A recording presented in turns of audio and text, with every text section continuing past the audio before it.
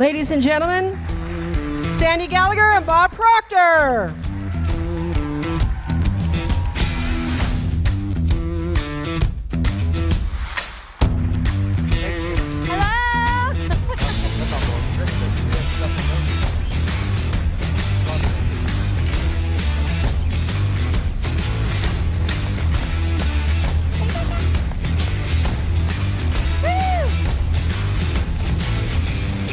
Greetings. What a good group! Wow. What a Hello. good group. Are you guys ready for this? Yeah? Now, how many first-timers here? First time at one of our events. Stand up. I can't see you. Oh my gosh, turn around. Look at this. This is amazing. And I'm so excited about this.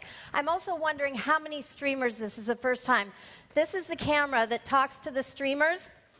I want everybody to stand up. With this room and the streamers, we have over 4,000 people tuning in from 111 countries. So let's stand up and say hello to the streamers. Welcome, streamers. Woo! That is so cool. You know, I always get super excited when I see people say this is the first time at one of our events, because it was in 2006 that I went to my first Bob Proctor event. And I bet you there's some people in here, you don't know what you're getting in for. It's like someone invited you, and here you are, and you're like, what's to come? Well, that was me. I didn't even know it was a Bob Proctor event. And, you know, it said in the video, and this is so true, it was just minutes before I felt like he chopped my head off and shook it all around and put it back on, and I'm sitting there going, what's up, what's down, what's right, what's left? And he got me to reevaluate my life in such a big way. And so I'm so excited. What I really want for you is to think of this not as a seminar, but as one of the most special experiences you're going to have in your life. And I want you to really invite the idea of this being a magical 3.5 days together, because it has the ability to completely transform your life. If you take this information and you apply it and you suspend disbelief at times and you just say to yourself, I'm going to play full out. I'm going to give this everything I got. And your whole life can totally be transformed in one seminar, one event. And it's extremely powerful. So just give that to yourself, that you're going to play full out. I'm particularly enthused about this seminar because, as Gina said, Bob has spent months. And the truth is he spent over 50 years creating this program. It's a brand new program, and it's extremely powerful. And we're so proud of it, and I just know you're going to love it. So just tighten your seatbelts and get ready for an amazing experience. You know, Bob? a lot of what we're going to be doing in here, Sandy has done, just according to the way we're going to teach it, over the past 10, 15 years. It's a program that covers material. Now, I've never been to another program where you're going to get the material that we've got all put together. As most of you know, I started to study this a long time ago. And I've been to many, many programs, and I've read an enormous number of books. I have a wonderful library. And you'll find real good information in one place, but then there's something missing. There's something really good in another place, and there's something missing there. And I have found what we've done is put together information here that I think you're going to start to understand why there's such a very small percentage of the population that really make it. You know, over the past 50 years, entrepreneurial opportunities are all over the place. And we find a lot of people taking advantage of them, but then they don't get to where they want to go. Network marketing companies offer an individual the opportunity to become very, very wealthy, but not that many do. Some do, though. Anyone that starts in one of those companies could go from the bottom right to the top in a relatively short period of time if they really understood the rules. Now, some do it. I found years ago that a lot of very successful people were unconscious competents. They did not know why they were doing what they were doing. Therefore, they couldn't transfer it. They couldn't give it to somebody else. It was non-transferable. They had all this wonderful information, but they didn't know how to share it. Companies would be puzzled. They would have somebody that's an absolute star. I did a lot of work with the Prudential, with Metropolitan Life, with Great Eastern over in Asia. The big insurance companies, they would hire people, and some of them go just like a rocket right to the top. Others, they just get off the ground and then they'd stay there. And everybody's puzzled, why don't they go where they want? The path is there and it's very clear. Now, we've done a number of seminars on paradigms, and the paradigm, of course, slows us down. And it'll bring us to an abrupt halt if we don't do anything with it. If we could flip the screen on here for us, please. There we go. You're going to learn some ideas, or you're going to get involved in some ideas today and tomorrow, mostly tomorrow, that I think will open your mind, it'll open your eyes, and you'll start to see why people take off and really make things happen in a big way. But they're in the minority. I was living in England, I was earning a lot of money, and I had absolutely no idea why I was. I was cleaning offices. I was cleaning a lot of offices in a lot of different places.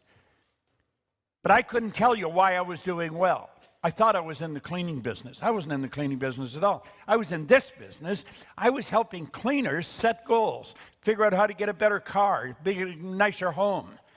And one day I asked, how did I start winning like this? And I couldn't answer it. I couldn't even find anybody that could tell me. See, I was doing well and I didn't know why. I fell into the category that most successful people fall into. I was an unconscious competent. And so I made up my mind I was going to try and figure it out. And I started to study, and I couldn't find anyone that could really explain it properly. But I found a team of people over the number of years. It took me 9.5 years. And there was probably 4 or 5 people that were involved, different teachers that helped me get the dots to connect. And when I did, all I wanted to do was share this. And I think you're going to want to do the same thing. As you start to understand this, all you want to do is share it with other people. It's so simple, it's so obvious, and yet it's missed by almost everyone. If you're very successful now, and I know some of you are, you'll start to see why you are. If you're giving it everything you've got, and you know you're pretty sharp, and it's not going anywhere, you're going to understand why it's not. Now, when I look at this quote of Albert Einstein, it was right in the first page in your book. When I look at it first, and thinking of this seminar, I got thinking of you, of Sandy. Sandy came to our company. She was, you could say, an out-of-the-box kind of person to come into this business. She was a securities attorney, working with numbers, with regulations, government regulations, working with banks, merging banks, turning them public, all that kind of work. And it was all very left-brain work. Of course, lawyers are left-brain people. And here she was getting into something where we were working with the other side of our brain. How did you find it at first? I have to laugh because I remember still in the seminar, and Bob quoted Albert Einstein. Look at what he said. When I examined myself and my methods of thought, I came to the conclusion that the gift of fantasy has meant more to me than my talent for absorbing positive knowledge. And so when I came to the seminar, I had a Juris Doctorate, I had all kind of master's degree and a bachelor's degree, and I was practicing law. And I remember Bob asked me how much in deals had I done during my career. And I said, well, I stopped counting at 100 billion. And he said, he looks at me and he said, you mean 100 million, right? And I said, no, my first deal was $893 million. I mean, I worked in big numbers, and the last time I fantasized was maybe in kindergarten. And Bob was up on stage and he had this quote, and talent of fantasy. And I thought, what? And then he started talking about how we have to tap into our imagination. We have to let our mind just fly. And don't worry about how it's going to happen. Just let your imagination fly. And I started to kind of entertain this idea. And then all of a sudden I flashed to my law colleagues and to my dad, who was a client. And I'm like, oh my God, what are they going to think about this concept? Now, you've been working at this for a while, quite a while. And she saw a house she wanted to buy. It was out of her budget. It was out of the box. And I said, I'll tell you what I want you to do. Get the agent to take you out to the house. And then when you get in the house, ask them if they'd leave you alone. Just say, just leave me in the house. Now I said, I want you to go and sit in every room. Then fantasize that you're living in this house. This is your room. Visualize yourself going to bed. Visualize yourself cooking. And she thought I was right out of my mind. I said, you go do it. Because I'm going to tell you something. Everything you require to own that house is already here. You're just not in harmony with it. However, if you do exactly what I'm telling you, you're going to find all kinds of crazy stuff will start happening. And of course, now you're in the house. Now, explain. No, the reason we're going through this, some of you are very left brain. Some of you are your paradigm's going to try and get you to stop doing some of the things we're suggesting. If you do them, you're going to find they'll work. But they're silly. They're not what you're used to doing. Now, when you started to do it, what happened? What went on in your mind? You must have thought you were crazy. I knew I was. Yeah.